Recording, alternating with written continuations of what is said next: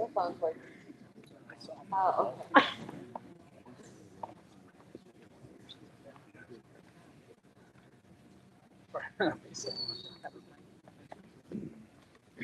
Ladies and gentlemen, I'm Lieutenant Cameron Carpenter, and this is Senior Master Sergeant Kylie Watkins, and we will be your narrators for today's ceremony. Today, the men and women of the United States Armed Forces pay special tribute to Major General Donald K. Carpenter on the occasion of his retirement from the United States Air Force. The presiding official for today's ceremony is Lieutenant General Gregory Masiello, Program Executive Officer, F-35 Joint Program Office. Ladies and gentlemen, please stand for the entrance of the official party and remain standing for the presentation of the colors, singing of the national anthem by Senior Airman David Grigsgaard, and the invocation given by Chaplain Ben Brown.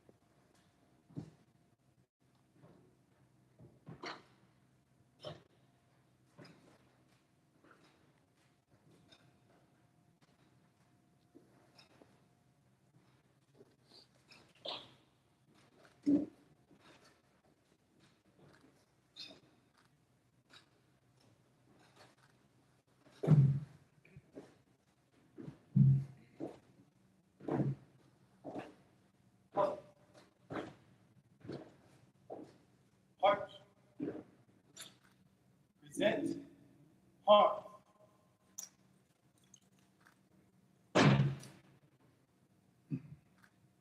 Oh, say, can you see by the dawn's early light what so proudly we hailed as the twilight's last gleaming, whose broad stripes and bright stars through the perilous fight o'er the ramparts we watched were so gallantly streaming, and the rocket's red glare, the bombs bursting in air, gave proof through the night that our flag was still there.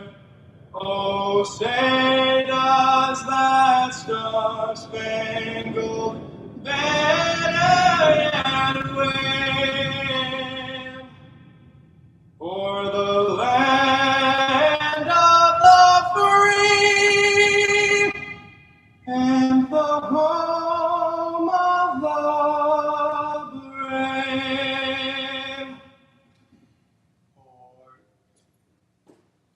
Heart.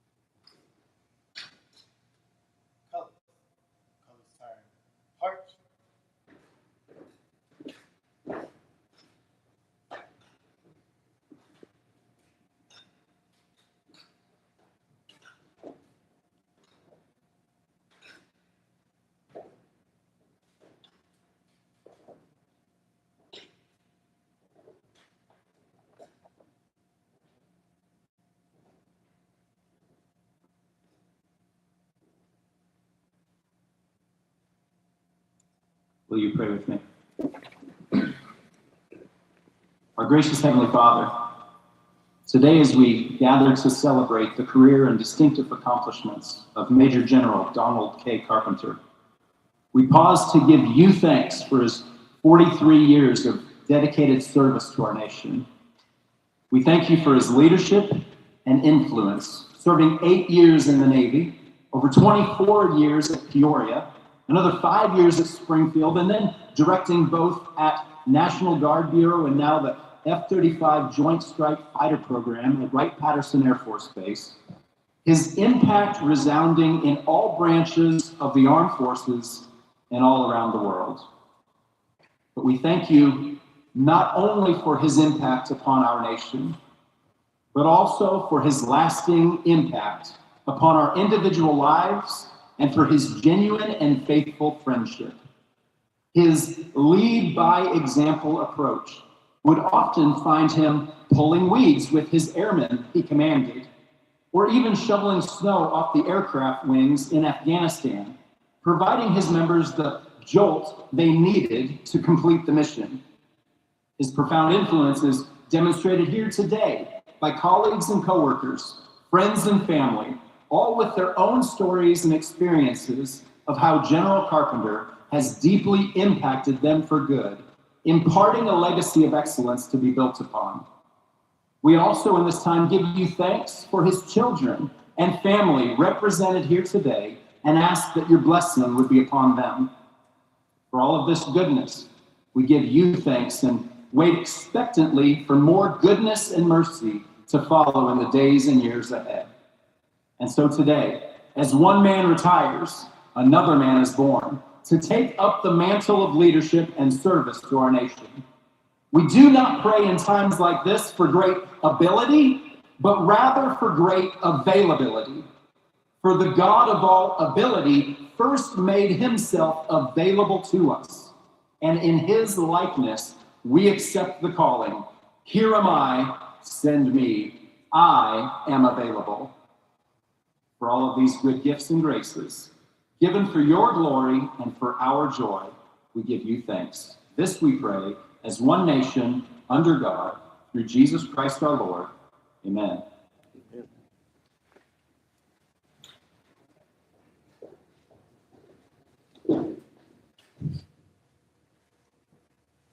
Thank you, Senior Airman Brigstark and Chaplain Brown. Ladies and gentlemen, please be seated.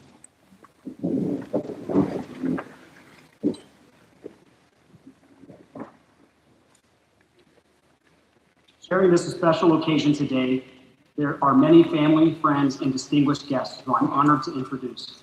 Present at today's ceremony is Major General Carpenter's father, Cecil, his daughter, Kylie, her husband, Jake, and their children, myself, his son, Cameron, my wife, Allie, and our children, his daughter, Cammie, her husband, Andy, and their children, and his daughter, Chloe.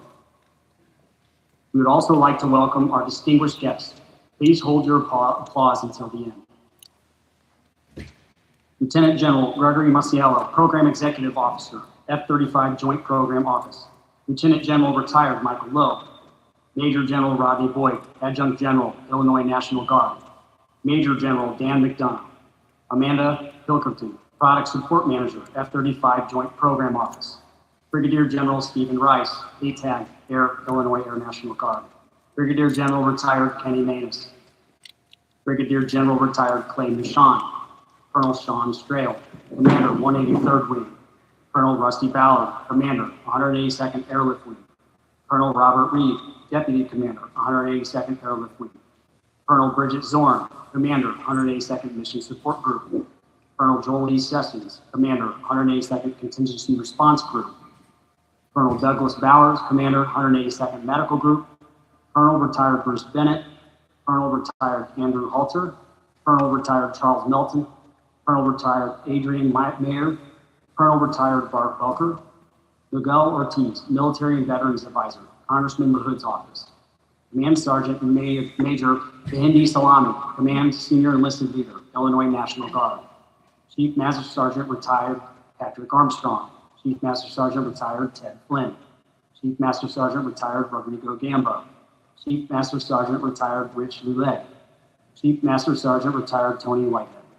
We'd also like to welcome all other commanders, chiefs, current and former members of the Illinois Air National Guard. It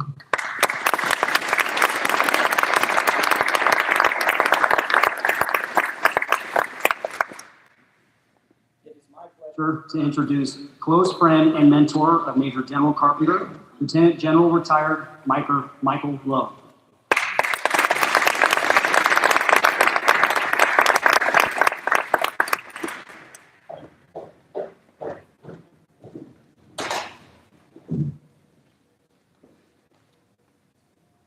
All right, ladies and gentlemen, is this a great day or what? Whoa. Come on now. We're here to honor a great American, Donald D.K. Carpenter. For those of you that don't know me, I'm retired Lieutenant General Mike Lowe, former Director of the Air Guard, and a proud Colorado Guardsman. Okay? I hired D.K. away from Illinois and his family. It's been a love-hate relationship, depending on your point of view. For today, I thought I would put together a top 10 list. The top 10 reasons we love D.K. Carpenter. However, before I start, there are a few things. First off, D.K., thanks for getting me back in uniform, and it still fits. Okay? General Masiello, thanks for allowing me to say a few words. Okay? I'll try to be as brief and politically correct as a retired general officer could be. To the Illinois Guard and all its leaders, past and present, thanks for taking care of DK. You all are part of this amazing career that made our country better. I would especially like to thank your TAG, okay, General Boyd. Rodney, you probably danced your way down here to watch DK. This man's got some moves out there. Trust me, I've seen them. Okay? And thanks for coming to see your Air Guard. And to your commander, Colonel Rusty Ballard and Chief Henry. It's great being back in Illinois, and especially at Peoria, and hearing your stories. This wing is amazing.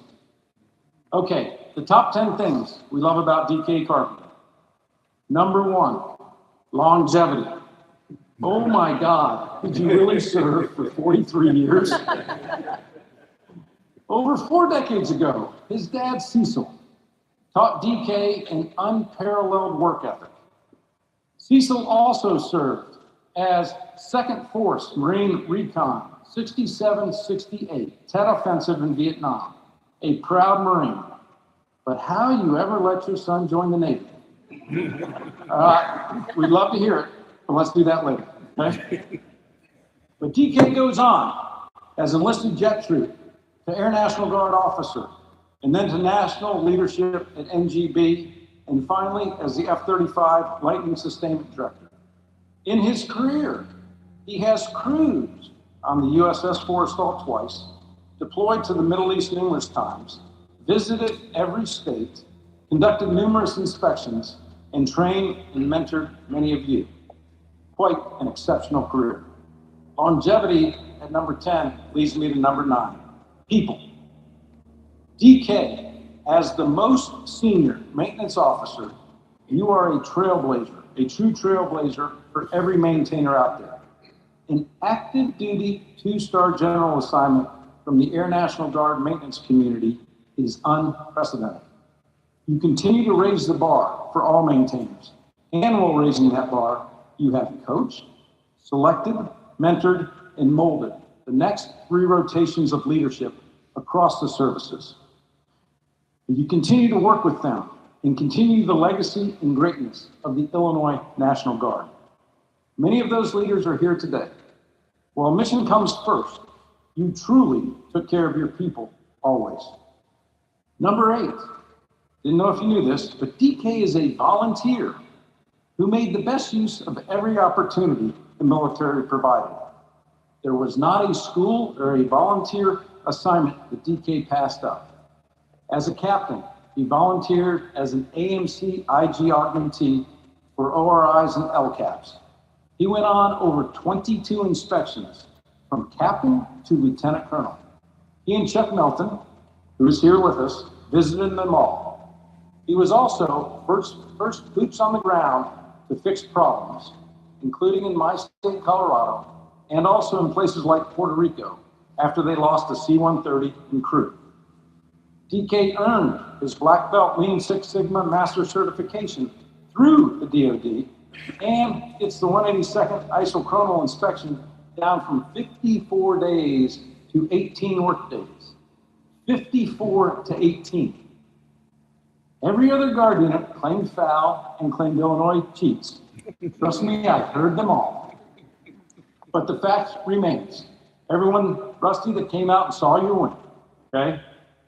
And I know McDonough's here also, said one thing.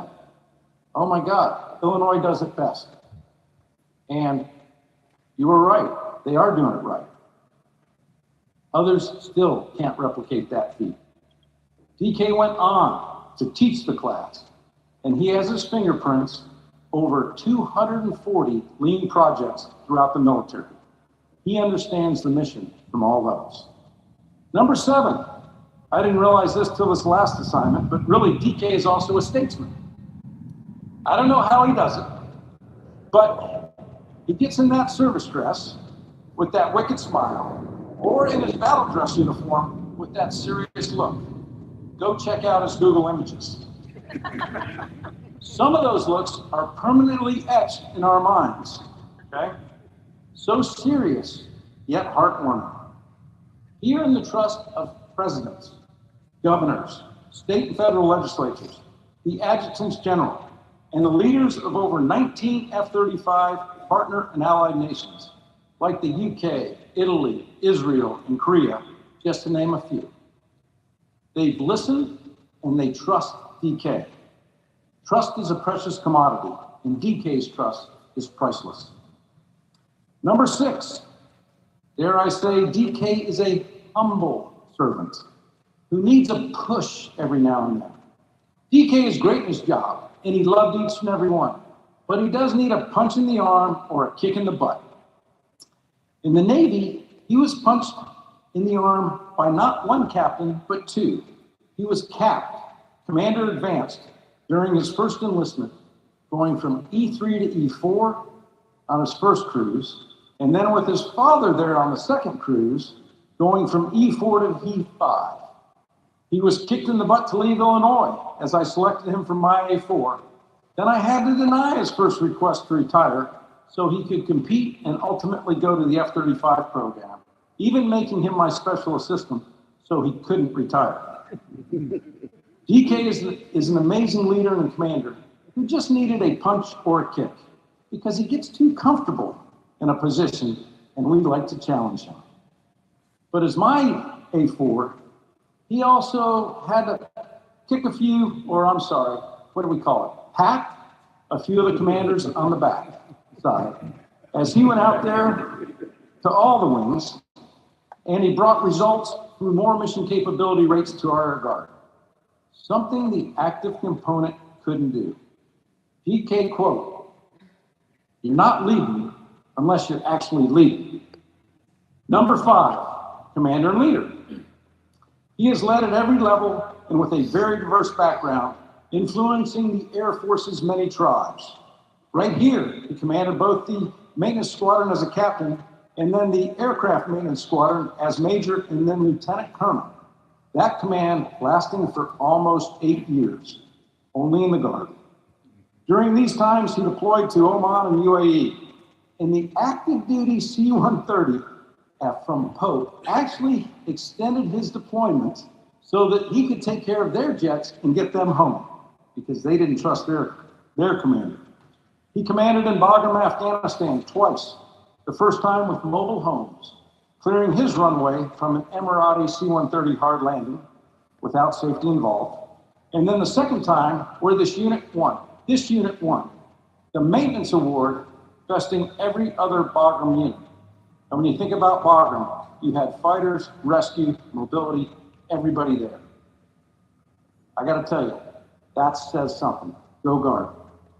And finally, as an 06 commander, where you sent him to Springfield, where he was both the 183rd Mission Support Group and then wing commander. Quite an accomplishment for a maintenance officer to command a wing that has an air operations group with a focus on cybersecurity. As my A4, he started the launch campaign, the launch.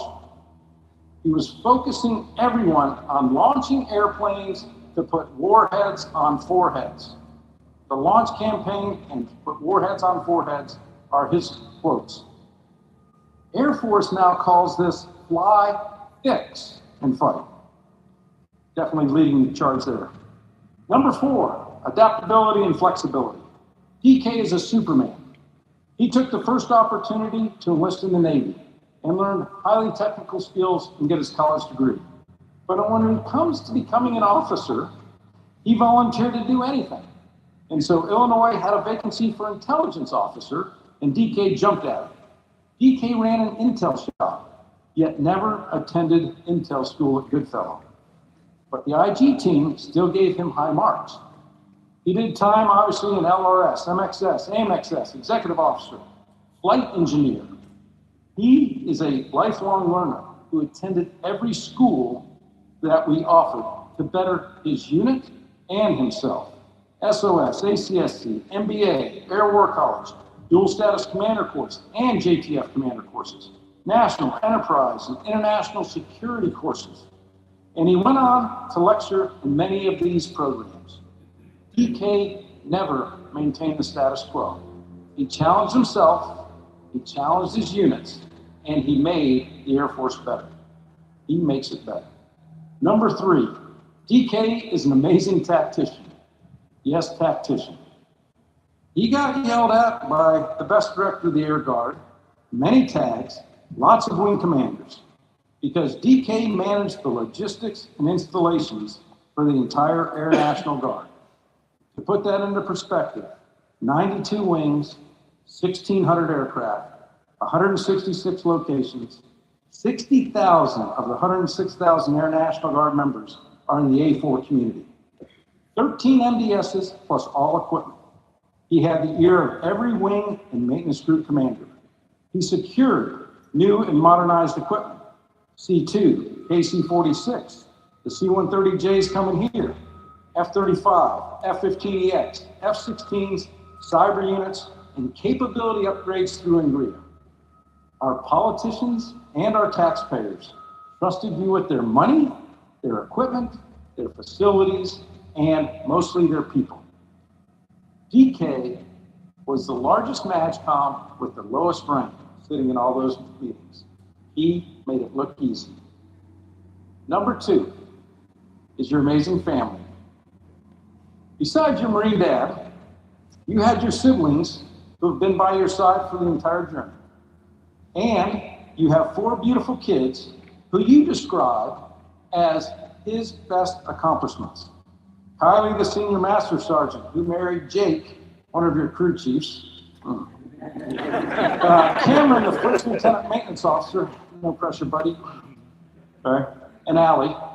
Cammy, the twin of Cameron and Andy. And finally, Chloe, still the student.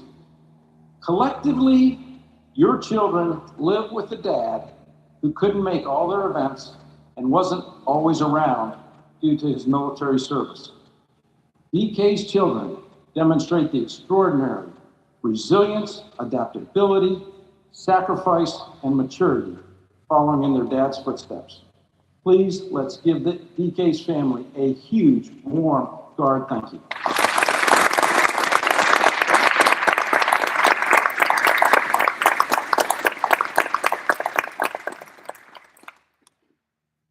And finally, what I'm really most jealous about is he has 7 grandkids, all girls.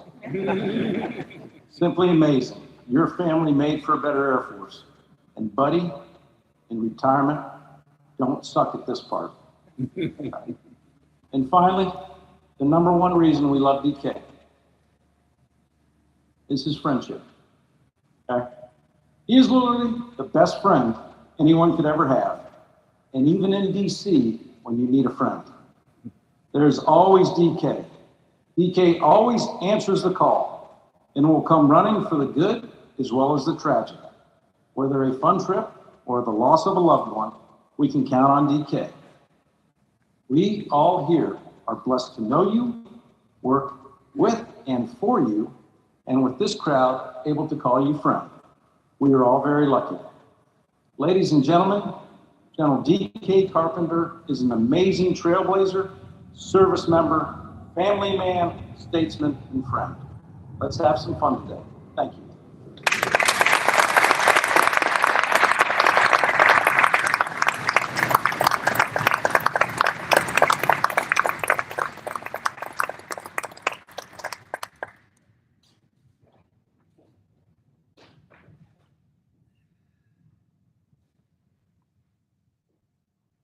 Thank you, Lieutenant General Lowe. It is now my distinct pleasure to introduce the presiding official of today's ceremony, Lieutenant General Gregory Masiello.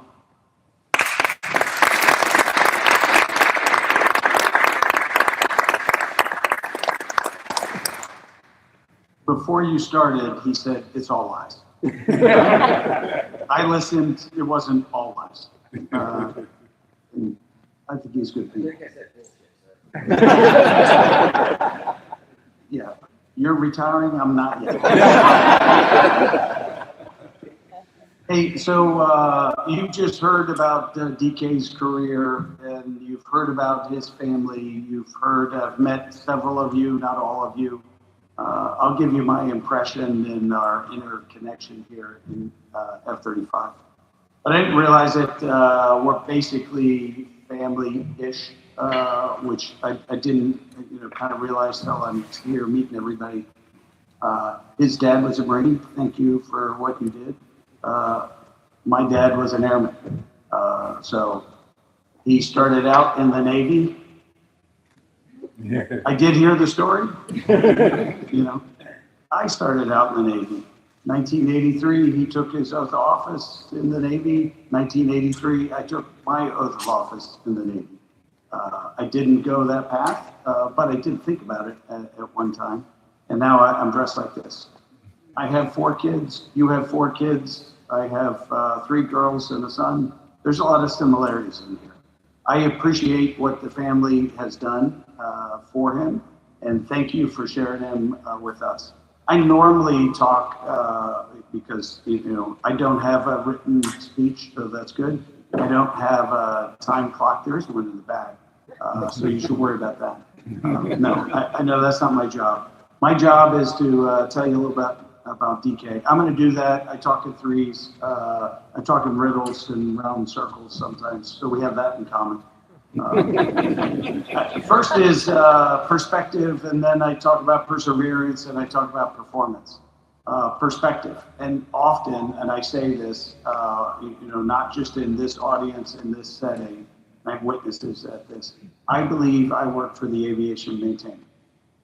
And I think they have the hardest role. Usually I say in the Marine Corps, there are a few Marines, some of which are in the audience, even if they're dressing different, if you will. General Boyd is hiding inside of that. That's a Marine. And there's more than one that I've met. Some of you are wearing a tie that indicates that, so thanks. But I know that that's the hardest job out there. And actually, I'm pretty pleased to be in a hangar that doesn't have a bunch of broken aircraft sitting in it, and they're out there on the flight line. We have more work to do in F-35 in that regard. But what I didn't realize when I said that I work for maintainers is for the duration that I've been here, I'm working for a maintainer. It's not the other way around. He's less than subtle, as you alluded to. He's sort of direct. I don't know if he always needs the punch or the kick. He certainly is willing to share the punch and the kick and focus the enterprise, which I think has been very good. He was brought into the program before I got there, but the reason, and Ed Apollo sitting here knows, so does Amanda, to run sustainment for all of the F-35, 20 nations. Now today, it's, if I read it correct this morning, 1,304 aircraft that are operationally deployed or deployable. That includes some of our training aircraft across 20 different nations. They don't all have, 16 of them have aircraft sites, 40 different countries, multiple different locations. I think we're up to 16 ships that are capable of taking V-20, not V-22s, backwards, F-35s. He's visited virtually every place. When we went through the last international, we have like a mini UN governance process on this program, and every one of the international people, whether it is an FMS customer or one of the partner nations of which the U.S. is one, they all have recognized DK and his support. He should be the tactician. He's really a strategist, and he can't help himself. You hear pictures of him in different ways, but when he goes on a location, he's going to walk the flight line. He's going to correct every opportunity that he has to make things better. I think he probably picked up more than one, wrench and put him in the right place, and would have worked on every one of the aircraft. But when I think of perspective, why did he do that? It was that start, probably as a jet, mechanic. He knows the system itself. He saw leadership at different levels across multiple services. You learn at least as much from the good leaders, probably a lot more from the bad leaders. He aspired to not be them. That's the perspective, and I don't think he ever lost perspective of who he worked for. I don't think he thought that he worked for, the Air Force. I don't think he thought he worked for the Guard. I don't think he thought he worked for the JPO. I do think he thought he was working for the maintainers out there and the people depending on the aircraft. We share that in common, and I really appreciate that. He was always a grounding person on any of the calls that we were on, no matter what. There's a few things going on inside the F-35 program from time to time, but that grounding of what matters makes a difference. And I could go through stats. I'm not going to go through stats, but where we are making a sizable difference in aircraft performance, in readiness, even in the prayer talking about availability. And, I think about availability all the time. And so does DK, and we have increasing. And if I look at our forward deployed combat aircraft today, unbelievable levels of availability. We have a North Star in the program to hit 80% MC, 65% full mission capable across the entirety of the fleet. We're not there, but the people that are in combat, they are absolutely there. And they're exceeding that threshold and have been for a little bit of time. So you talked about his time in Intel. People are surprised. DK intelligence. He's an intelligent human, and he knows how to apply it. Even if he didn't go to the Intel school, he went to a couple other schools. And then what he is in command and what he's done. What he has transformed in perspective on the program, he is trying to also transform inside of industry. Even as we walk out beforehand, he's telling me what he has told Lockheed Martin, which, by the way, they also sent some regards, on his behalf, and I'll talk about that in a second. But about strategy, about looking after things. So he's not just a tactician, he thinks for the big picture, and I think that's really good. I'll talk about perseverance. You talked about how many jobs he's had, different things, 8 years in command. I think this is a happy day, just like you said. I suspect, he's got mixed feelings. I don't know what he's going to talk about. I imagine he's going to tell us, all of his different call signs when he gets up here. That's also perspective. Whether it's Papa Pump, I'm sure is one of his favorite. I'm told that's what he at least calls himself.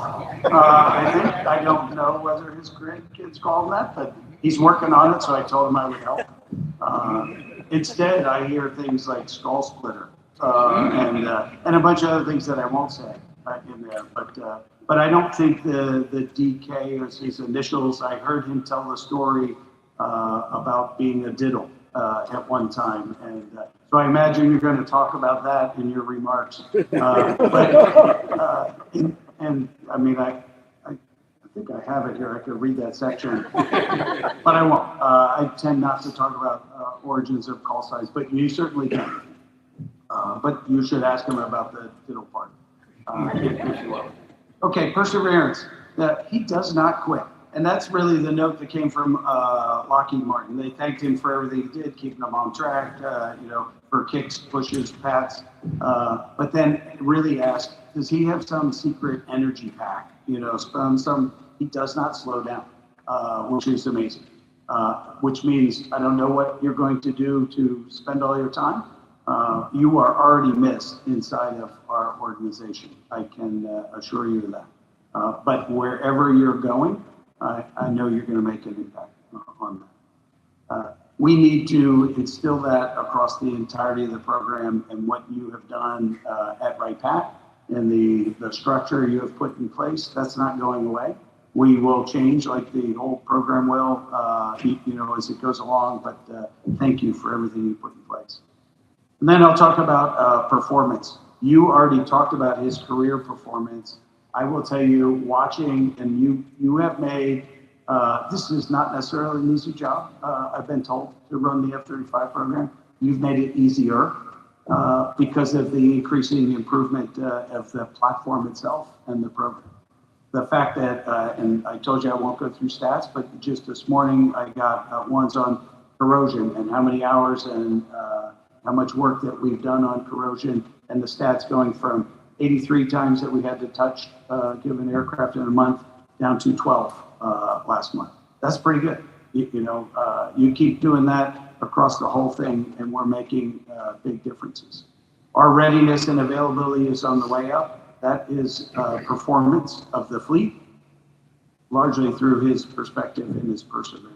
So I do want to thank you for that. And now I will say he will be missed, but I don't think he would ever be forgotten. I know there are lots of quotes that, I won't look how nervous he is. Which ones do you go out? None of which we're being beamed around the globe, so I would not say anything that I shouldn't say, as far as you know. I would just say he's a guy who he doesn't say no, as you pointed out. Hard is authorized. The fact that he will tell straight to the leadership, you're not a leader if you're not leading me, and then he tries to live that himself. That's awesome, and that's fully appreciated. So there's a little bit of sadness. Probably thinking of this as at the end. I don't think of it as an end. I think it's a graduation, if you will, or a transformation, and you're going to move on to the next phase and continue to contribute and figure out how to make us better from the other side. So I know that everybody here already knows you perfectly well. I don't think they know that you flew out, well, they probably do, some of them do, that you walked the flight line in Korea. Looking at that, by the way, they have the longest time on wing, if you want to think of that, of canopies. Well, he went out there to figure out why is that? Why what are they doing different than anybody else? Also to go and talk about CAD pads, because who wouldn't want to do that? But not just talk about them, but make a difference and make it better. So I know the performance aspect, but across all three of those aspects, I just want to say thank you. In a little bit, you're going to hear reading of an award or two. You're going to hear a couple of letters read out loud. You can listen to some of those words. We're going to stand over here and hold a piece of paper and look very insightful for the camera as you're doing that. They do not touch the surface of really the scope of what he's done, whether it's on F-35 or across his career. I do imagine, although I don't know everything in his speech, aside from the diddle part, he's going to talk about the humbleness that you talked about, that some people probably scoffed at, going, DK's not known for complete humbleness. He's going to say it's not about him. He's going to tell you that it's about the team. I suspect. I haven't read your speech, but I have heard your speech multiple times. It's about the team and the team that he led. But I would tell you, you don't get a team performing like that without that kind of leader. And so for that, I think we're all grateful. I would say, I don't know what you did raising him. He says he's from Morton, and but I would say you must have done a good job. He's doing well. And, we tried to steward him as well as we could. Now we're giving him back. So, good luck with that. I'm sure he'll remember every aspect. I met his coach out here. You shaped him. He told me how kind and friendly you were to him as a coach, gently, that's where he learned his behavior of patting, I think. There you go. A pat on the back or on the mat. Is that what you do? Anyway, thanks. You guys have all watched his career over the years. I've only been blessed with that for the, less than a year inside the JPO. But I could see the results of 43 years, if you will, inside that human. And I could see it in his kids and his family. And that's probably, as he would say, that's his most important thing. So thanks for not just what you did for the Air Force. I don't think you did it for the Air Force. I think they were included in a larger thing. And you didn't just do it for the U.S. Air Force, all of our services, and then what you're doing here in Illinois. So thanks for sharing him. You can also have him back. Maybe you can instill a little bit more of the Marine. You got it from both sides. So, okay, with that, I'm going to step down. I think we're going to stand over here and we're going to listen to brilliant words said about DK, and then we're going to listen to him talk, and you guys can judge whether you hear brilliant words.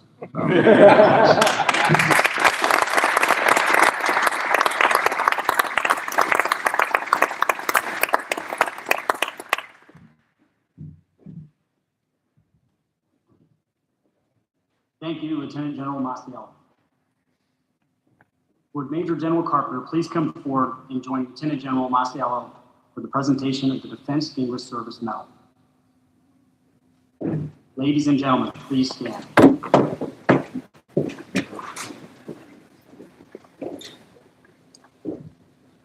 Attention to orders. Citation to accompany the award of Defense Distinguished Service Medal. Major General Donald K. Carpenter. Major General Donald K. Carpenter, United States Air Force, distinguished himself by exceptionally meritorious service and a duty of great responsibility as Director, Fleet Readiness and Sustainment, F-35 Lightning II Joint Program Office, from May 2023 to May 2026. During this period, General Carpenter's visionary leadership was instrumental in the sustainment of the global F-35 fleet. He led a diversely integrated organization of over 400 dedicated military, civilian, and contractor personnel from the United States Air Force, Navy, and Marine Corps, 7 international partners, and a dozen foreign military sales nations. His directorate executed an annual budget exceeding $5 billion, ensuring the operational readiness and proven combat capability of more than 1,300 F-35 aircraft across 77 operational squadrons worldwide. General Carpenter's strategic foresight ensured 24/7 global sustainment and support for 40 sites and 13 ships, while expertly planning for a future fleet of over 3,600 aircraft, securing the long-term viability of this critical weapons system for the warfighter. The distinctive accomplishments of Major General Carpenter culminated a distinguished career in the service of his country and reflect great credit upon himself, the United States Air Force, and the Department of War.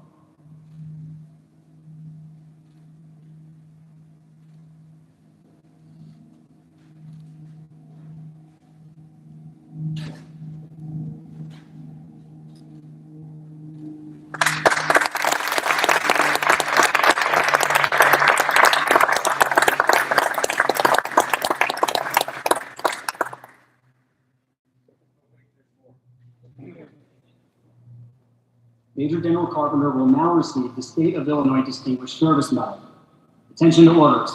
Citation to accompany the award of the State of Illinois Distinguished Service Medal. This is to certify that the Adjutant General, State of Illinois, has awarded the Distinguished Service Medal to Major General Donald K. Carpenter, Illinois Air National Guard.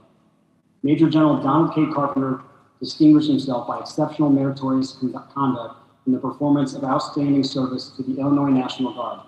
As Commander, 183rd Wing, he directed over 900 personnel, ensuring sustained readiness for the state and federal missions. His leadership of a centralized repair facility enabled 29,736 global sorties and 44 critical engine repairs across the countries. During the state of Illinois COVID-19 response, he orchestrated the administration of 202,832 tests and assembled over 4,000 hospital beds. As Director of Fleet Readiness and Sustainment, F-35 Joint Program Office, General Carpenter's visionary leadership was instrumental in sustaining the global fleet, F-35 fleet. He led a diverse organization of over 400 personnel and managed a $5 billion annual budget, ensuring the combat readiness of over 1,300 aircraft, and expertly planned for a future fleet of over 3,600 aircraft worldwide. The singularly distinctive accomplishments of Major General Carpenter reflect great credit upon himself and the Illinois Air National Guard. Given under my hand in the city of Springfield, this second day of May 2026, Major General Ronnie Boyd, the Adjunct General, Illinois National Guard.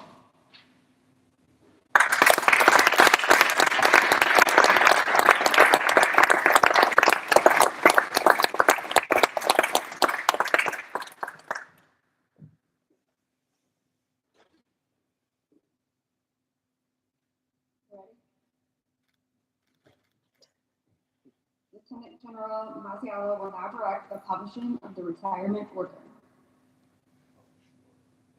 Attention to orders. Order number ACG 000051, effective 31 May 2026.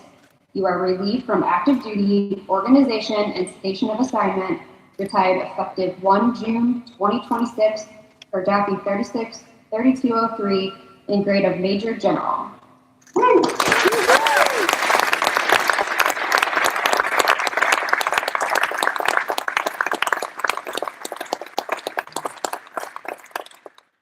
Ladies and gentlemen, please be seated. At this time, Major General Carpenter will now be presented with a certificate of retirement from the Chief of Staff of the United States Air Force.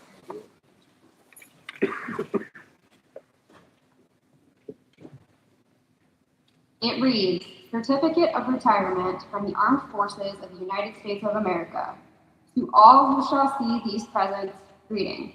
This is to certify that Major General Donald K. Carpenter, having served faithfully and honorably, was retired from the United States Air Force on the first day of June of the year of 2026. Signed, Kenneth S. Wilsbach, General, Chief of Staff, United States Air Force.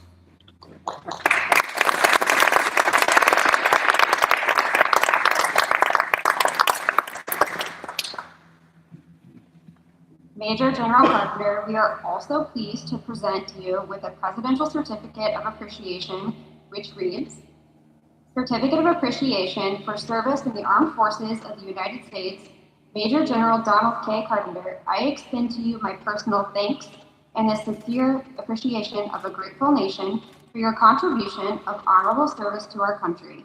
You have helped maintain the security of the nation during a critical time in its history, with a devotion to duty and spirit of sacrifice in keeping with the proud tradition of the military service. I trust that in the coming years, you will maintain an active interest in the armed forces and the purpose for which you served. Those who follow in your footsteps will draw inspiration from your commitment, dedication, and sacrifice made to ensure the protection of our American freedom. My best wishes to you for your happiness and the success in the future. Signed, Donald J. Trump, Commander-in-Chief.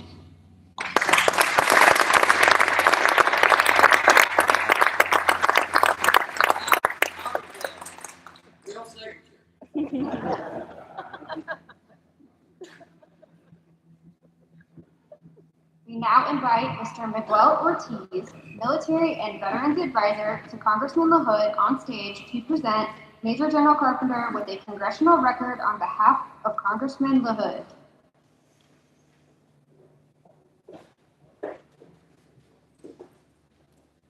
Morning. Morning. I am honored to be here today representing Congressman LaHood at this momentous occasion. I'll do my best to fill the congressman's shoes. They're about a size larger. There's an altitude difference between me and the boss. But he extends his regrets for not being here to mark the end of DK's extraordinary career. And it was extraordinary, deserving not just of recognition, but of preservation. To that end, the congressman submitted the following congressional record. For those of you who don't know, this is a daily publication of Congressman's business that gets placed into American history for future generations to look back on. It doesn't start with attention to orders, no one has to stand. Congressional record, proceedings and debates of the 119th Congress, second session. House of Representatives, recognizing and honoring Major General Donald K. D.K. Carpenter, Honorable Darren LaHood of Illinois in the House of Representatives, April 30th, 2026. Today, I recognize and honor the remarkable service of Major General Donald K. D.K. Carpenter, a native son of Illinois and a leader whose career exemplifies the very best of American military service. General Carpenter's journey began in 1983 when he enlisted as a jet mechanic in the United States Navy, answering our nation's call with honor and distinction. After transitioning to the Illinois Air National Guard, he continued to serve with distinction, rising through the enlisted ranks to Master Sergeant before earning a commission as an officer, a testament to his leadership, perseverance, and commitment to excellence. Throughout his career with the Illinois Air National Guard, including many impactful years with the 182nd Airlift Wing in Peoria, General Carpenter led airmen in multiple deployments overseas, oversaw complex and critical maintenance operations, and helped strengthen vital partnerships with allied forces. His leadership elevated the readiness and capabilities of the units he served. In 2023, his exceptional service and skills were recognized when he was promoted to Major General and selected to lead logistics and sustainment for the F-35 Joint Strike Fighter program, managing critical global operations that keep our nation's most advanced fighter aircraft in the air. From enlisted airmen to Major General, and from Peoria to the global stage, D.K. Carpenter's career embodies dedication, leadership, and the enduring spirit of the United States military. I thank him for his decades of selfless service to our nation and to the people of Illinois, and I ask my colleagues to join me in honoring his extraordinary legacy. Sincerely and signed, Darren LaHood, Member of Congress.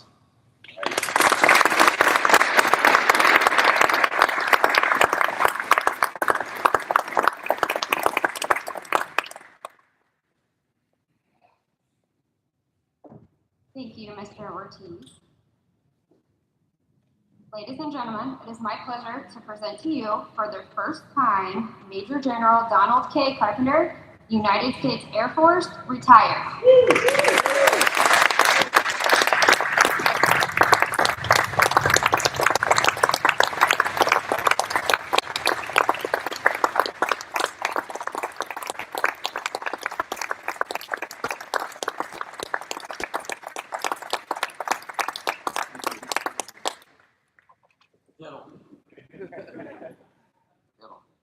So, I first want to say, General Marcialo, General Lowe, tag, adjutant, tag, General Boyd, tag, General Rice.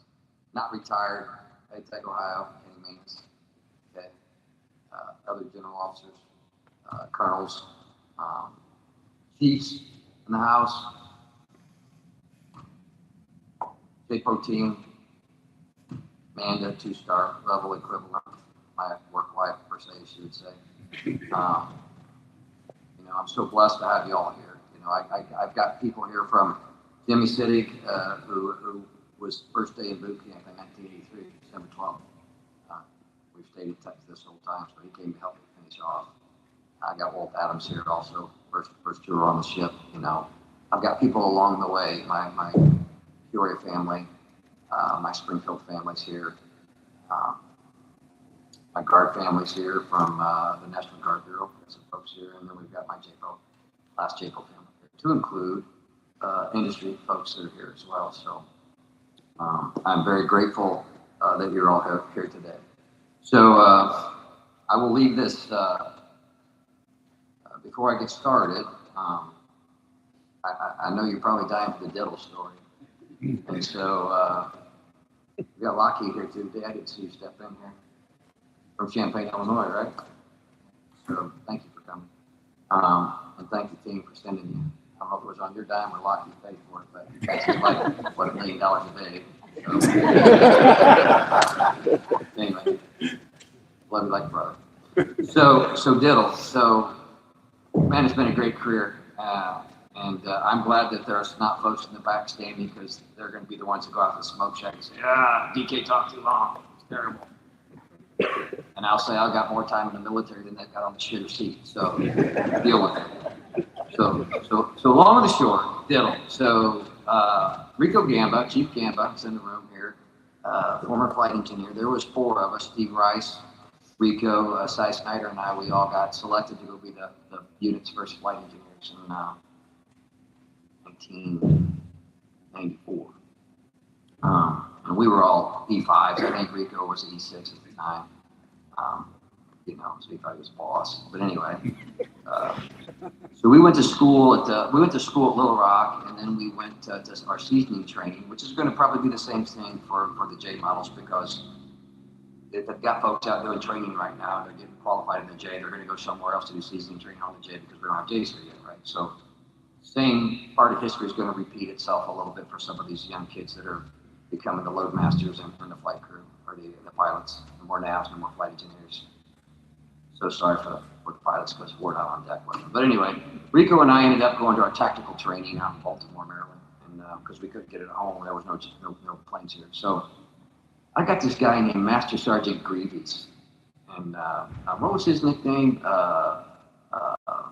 They had a nickname for him. It was a terrible name. I probably shouldn't repeat it. But anyway, I get on the airplane at Baltimore, and we fly from Baltimore down to Sotocano, Honduras, and he's watching me because I'm getting my technical training. And we fly from Sotocano, Honduras, all the way up to Travis Air Force Base, and then we fly back from Travis Air Force Base all the way to Baltimore. It was about a 2-week journey, and we were taking Army guys around that had packs. It was terrible in the back of the 130 because they were all packed in like sardines. But Greaves, round mound of sound, that's what they called him, round mound of sound, Greaves. But he kept calling me from the time we took off in Baltimore to the time he was a master sergeant, I was a tech, but he kept calling me Diddle. And so, being a good airman that I am, I'm going to respect the rank. I'm not going to tell a master sergeant, I'm respecting the master sergeant today. Everybody's woke, so they tell master sergeants where to go. But anyway, I'm going to follow the rules. I'm going to follow the rules and be respectful to my master sergeant. So I'm just taking this Diddle crap the whole way. And one of the bad things in the flying community is once you get a name, it sticks. And it sticks hard. And you'll be that person the rest of your life. And so I was 2 weeks in Diddle. And so finally we get back to Baltimore, Maryland, and I put up the airplane, and we're walking off the flight line, and I look at round, sound, and mound, and I said, Master Sergeant Greaves, just what in the hell is a diddle? And he looks at me and he says, hey, diddle, diddle, hair on the sides, none in the middle. I started shaving my head. I never went back. Diddle didn't stick. So, for you in the crowd that kind of got a little hair around here and down here, you would be a diddle. Just remember that. And I know every one of you in the crowd today, and everybody online listening today is going to see a diddle and never go diddle. It'll never go away. But I am not a diddle. So, true story. I have many. We don't have time for all of them, 43 years worth. But anyway, thank you, sir, for coming. I know you're on a busy schedule. In the JPO, we live in dog years, right? For every year we're there, it's 7 years of our life gone, because it is just a fast-paced program. And nobody in this organization here will even understand what you think you got busy here, you're not busy. And there's a shiny object every corner you turn, and everything's a priority. And so my boss spends a lot of time on the Hill in front of Congress, at the Pentagon, so he needs good people like Amanda and I and Ed at the time to support and make things happen, because the man's busy. So I'm just super happy you came. You took the time to come, and I really, really appreciate it. General Lowe as well, retired, still fits in his uniform, so that shows he's busy. He's not just sitting home drinking coffee. And everybody asks me what I'm going to do when I retire. I tell them I'm going to sit in my underwear on my front lawn with a wife beater t-shirt, drink coffee, and tell kids to get off my grass. So, I might have done that a couple of days, but we'll see what happens. The long and short, I've stood in a lot of rooms over the course of my career, but this one's different. This time is different. Because today isn't about the position, it isn't about a title, it's about a journey and the people who made it meaningful. When I raised my hand all those years ago, I didn't have it all figured out. My first goal was simple. How do I better myself? Short story, graduated high school in 1983, and one of the big deals was to pass the school bus, because if you passed the school bus, you got in trouble. We went to a small farming community school out in the middle of nowhere, and there were buses everywhere. But if you pass the school bus, you're going to get in trouble. So last day of school, guess what I did? I passed the school bus 3 times. And I ended up in a cornfield. And if you're familiar with cornfields, they got like these little entryways you go into where the tractor goes in, right? Got gravel, maybe grass. So I'm passed the school bus 3 times, and I stopped kind of on the way to Hopedale, back road. And I stopped, and I'm in this cornfield, and I'm looking out over, and I'm like, okay, I achieved that. Wasn't what I thought it was. It wasn't that exciting, but I passed the bus 3 times. So I'm sitting there going, what's next? What's next? And it kind of correlates with where I'm at today. What's next? And so, I kind of had to figure out as a 17-year-old kid, just graduated high school, passed the school bus, something, that was probably the hardest thing I ever did in school, because my dad would beat my ass if I got caught drinking. I tried it once, it wasn't good, so I never drank again. And I actually didn't even get the beer. He caught me before I got it, so he was a pretty good kid. Being raised by a Marine is put you in the right spot, so hope your kids are good. But anyway, it's what's next. And I had to tell myself that when I got in the Navy, what's next? How do I better me? How do I continue to pass the school bus? How do I excel myself? But over time, that purpose had evolved to better myself and to better those around me, near and far. And in doing so, better the warfighter. And that mission never changed. No matter where I went, no matter what role I held, it always came back to one thing: take care of the warfighter, and the rest will follow. Along the way, I've learned a truth that shaped every decision I made. You can either stay status quo, we talked about that, or you can improve. And I share this kind of one more quick story. I don't have many more stories, although I got a lot, but in my speech. So most of you brush your teeth at night, I hope. Who doesn't brush their teeth at night? Yeah, that's what I thought. But long or the short, when you brush your teeth, most of us look in the mirror. Right? And you're like, oh, what's up, sexy? You're brushing your teeth. And so I always challenged myself at night, because it was instilled into me by my father, and that is, give your best every day. So as I learned to look in the mirror at night, I'd look at the mirror, DK back, and mirror DK would look at me and say, DK, did you give your best? Did you do 100%? Did you give the best effort? And if I didn't, I was like Tom, what's his name on Liar Liar? Is that comedian, Liar Liar? Jim Carrey, thanks. I'd go in the bathroom and I'd beat my own ass, right? So then I would come back the next day and I would better myself. I would better me. And in bettering me, bettered everyone. And so I challenge you all tonight, when you look in the mirror and that mirror person's looking back, have that mirror person look at you and say, did you do your best today? Did you give 100%? Did you have the best life today? Because you don't know if you have tomorrow. So make the most of the day. And then check yourself at night when you look in the mirror. I guarantee every one of you, somebody's going to look in the mirror at night and press their teeth and go, DK, quit looking at me. But the reality is, check yourself. Check yourself at the door. And if you didn't do great today, then get up tomorrow and do better. So over time, that purpose involved better myself, and the rest will follow. I had the privilege every single day to stand beside people who refuse to accept the status quo. A lot of those folks are in the room. I got Bill Cray who helped me get my master black belt, or my black belt onto my master black belt. Bart Welker, who I could not understand that guy because he's an engineer. Ask him, he'll tell you. But smart dude, I just couldn't figure out his language. So I had to go get my certifications in order to understand where he wanted to take this organization. So I'm very thankful for that drive and that support to push me to better me. So we had people who pushed harder, thought smarter, led better. People who understood that good enough isn't good enough when lives are on the line. That's what makes this force extraordinary. It's not the aircraft, it's not the system, it's the people. As you would say, boss, as I would say, it's a DK quote, you can Google it. Leading is only leading if you're leading. Right? Leading is only leading if you're leading. And if you don't focus on what's right for your organization or what's right for your people, they'll be status quo. They will not try to make the difference. You have to lead that difference.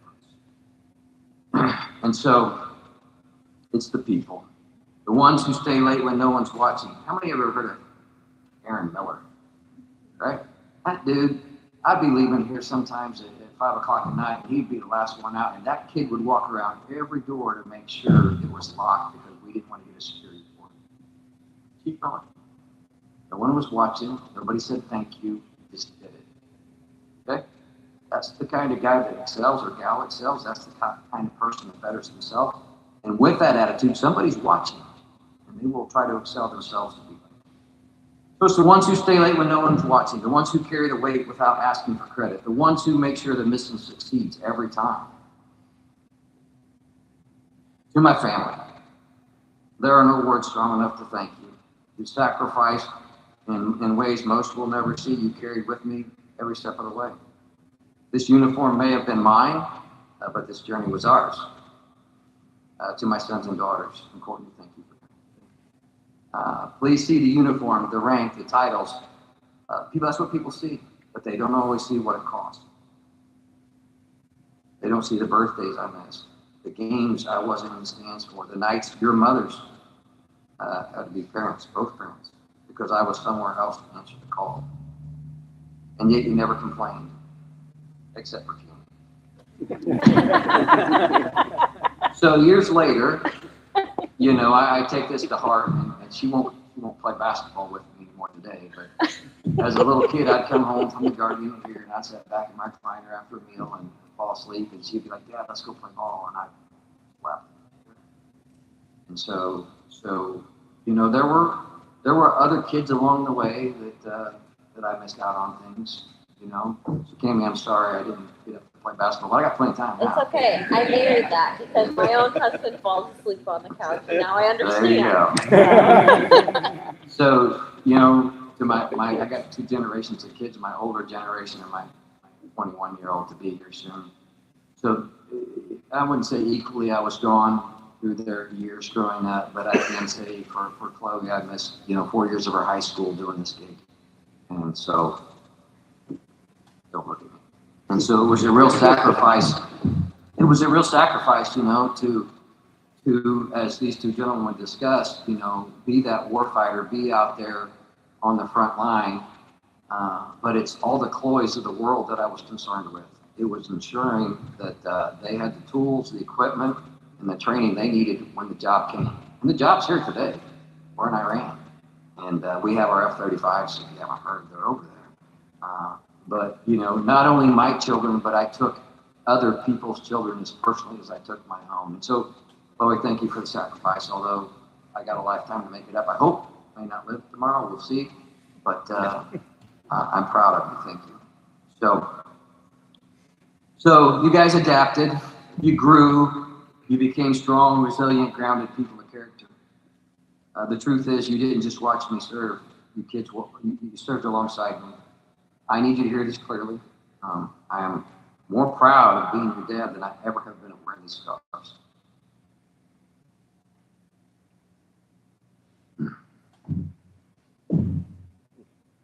If there's anything I hope you take from my career, it's this.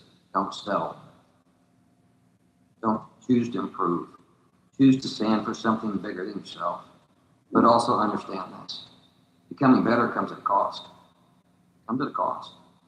So if you want to get out and be better than anybody else, there is a sacrifice that's going to happen, and you have to make that choice. As my kids will always hear, it's all about choice.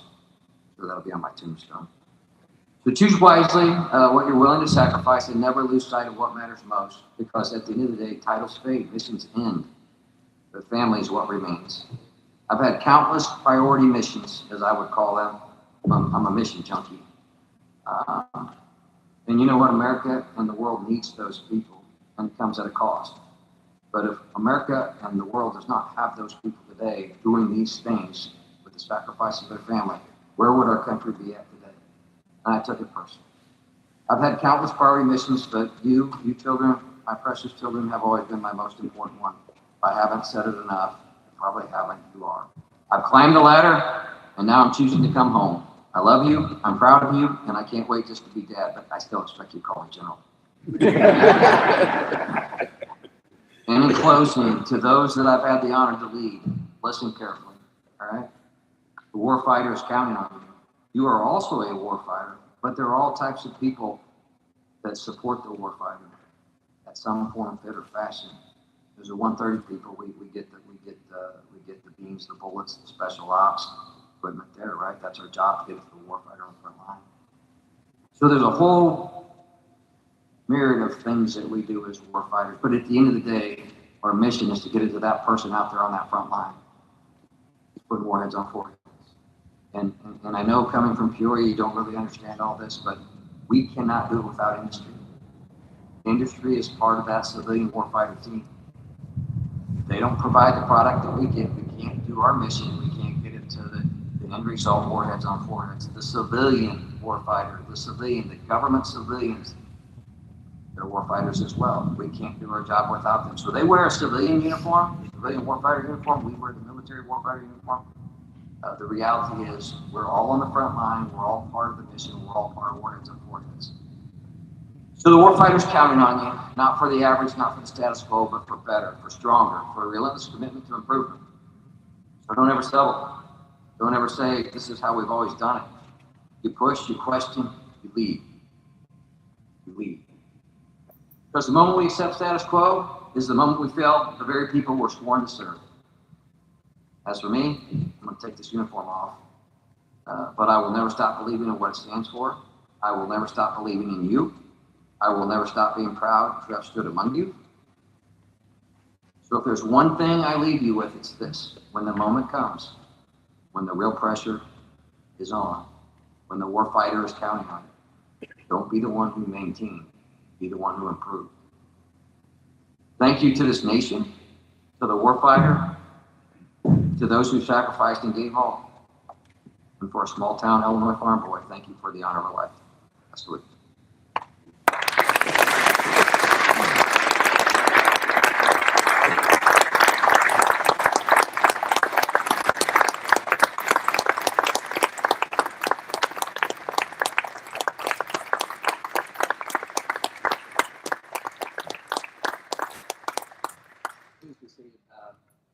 We're almost done, but I got to do a few call outs in the crowd. So Jimmy, Walt, can you come up here, please?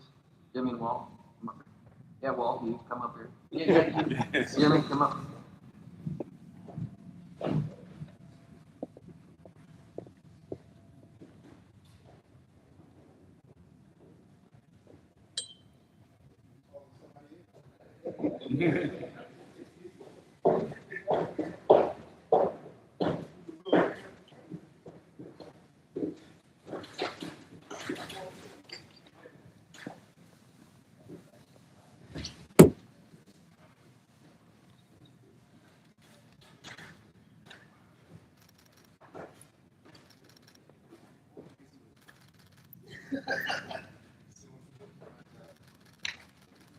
Jimmy and Walt was in the Navy with me.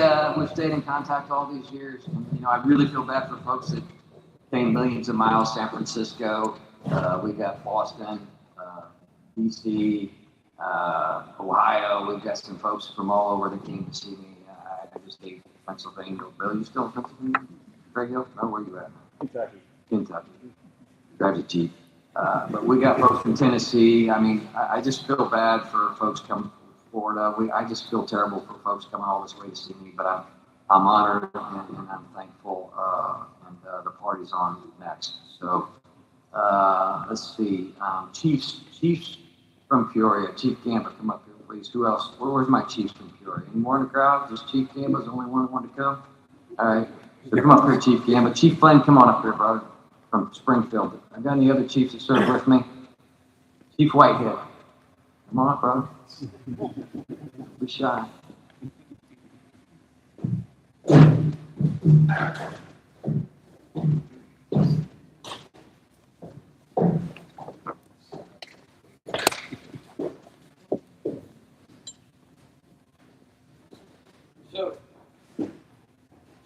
As we know in the enlisted ranks, you grow from E1 to E9.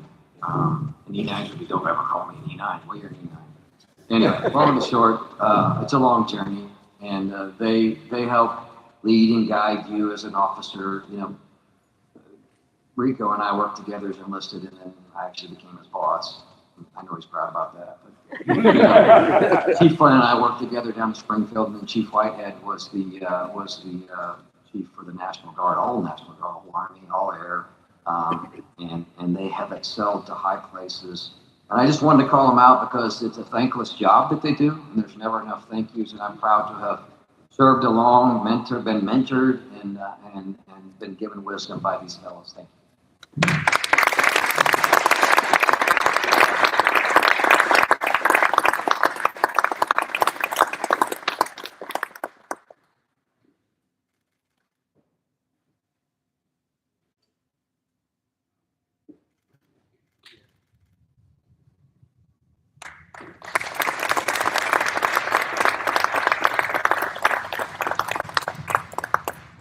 So we went from Springfield to the Guard Bureau. Chuck Mel, could you come up here, please? Chuck, where you at, Chuck? Who else has a crowd from my bureau folks? Anybody? Okay, Chuck's lone wolf. So Chuck is the reason why you kids didn't see me a lot. Because Chuck's an icon at the Guard Bureau. His name still floats around, but Chuck retired a colonel, maintenance group commander years ago. I think he's like 95 today, but the guy's been around forever. He's seriously an icon. And so, you know, when I say the civilian warfighter, he went from being a military warfighter to a civilian warfighter, kept doing the fight. But Chuck was really the glue for the A4 for years, way beyond me. But when I was a young lieutenant colonel, major at the time, Chuck knew that I was always this guy out trying to grow me and make me better. And so for whatever reason, I don't know, I heard that there was this book at the Guard Bureau. It was like one of these fairy books, and they would open it up and the damn thing would land on my name and he'd go DK Carpenter. And so he would consistently call me to come help fix Guard problems. And I'm very grateful and thankful for my leaders that Bart and others allowed me to go do these things, but it was above and beyond my regular job. And so I can tell you by name recognition, General Lowe probably knew me, but in a crowd, he probably couldn't pick me out, but I'm sure he'd heard my name. But it's because Chuck continuously asked me to come help fix problems, and I'm a mission junkie. I can't. So Chuck, thank you for your wisdom, your mentorship, and being a part of where I am today.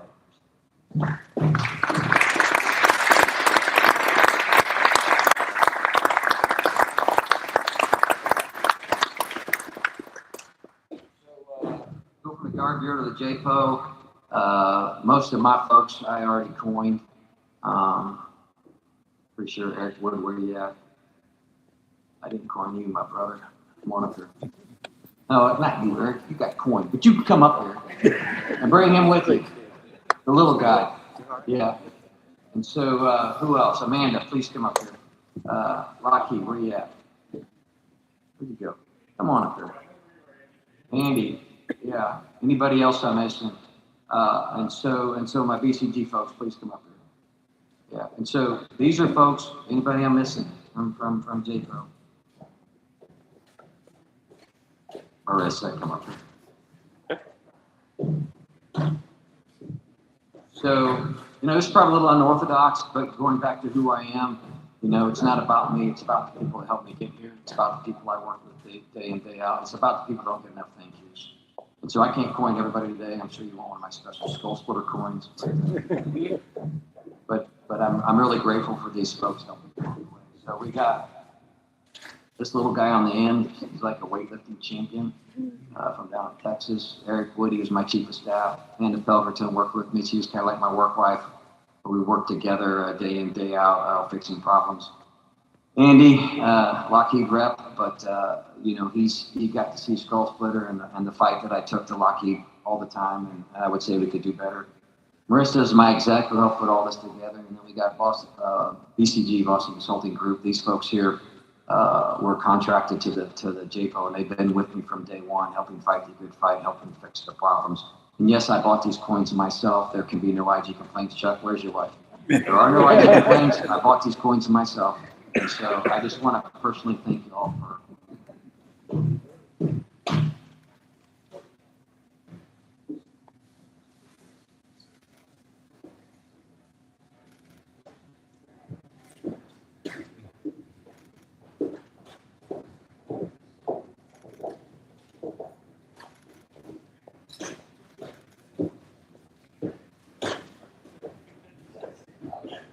we got a medal.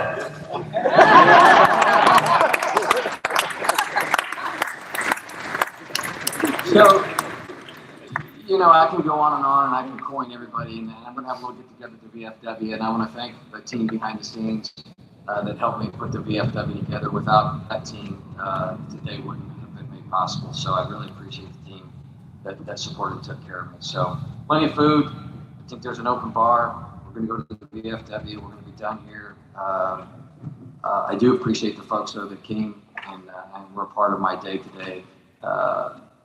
You know, Gwen, Dana out there in the crowd somewhere, thank you for the years that you gave me, the support you gave the kids at home. I could not have done all this without you guys. And so, what's next? Go past the school bus. Thank you.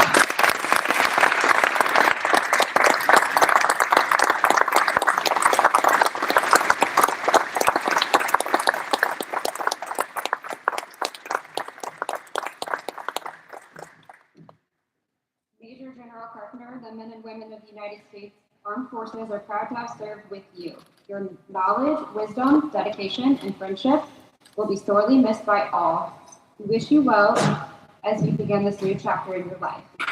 This concludes today's ceremony. Please rise and join us in the singing of the Air Force song, followed by a receiving line near the stage to congratulate Major General Carpenter and his family.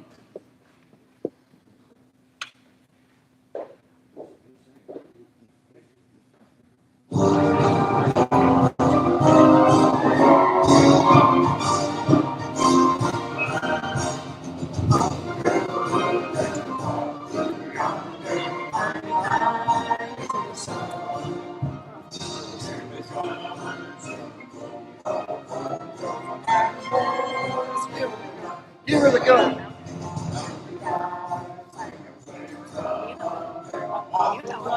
I said I don't think I heard this. We didn't plan it. I